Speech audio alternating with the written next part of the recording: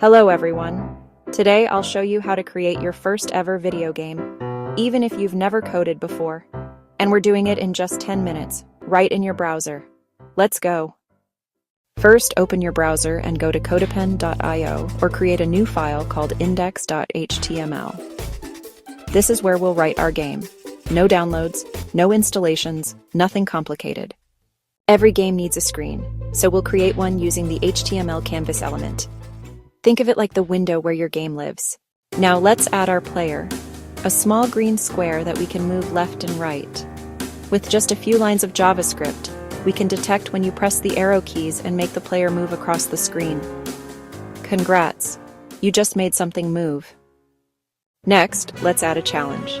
We'll spawn red blocks falling from the top of the screen, and your goal is simple. Don't get hit. Every second you survive increases your score. It's simple, but trust me, it gets addictive fast. Now, let's make it feel like a real game. We'll add a score counter and a game over message when you collide with an enemy.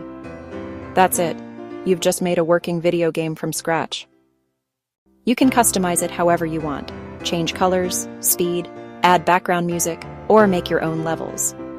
You didn't just watch someone make a game, you actually built one yourself.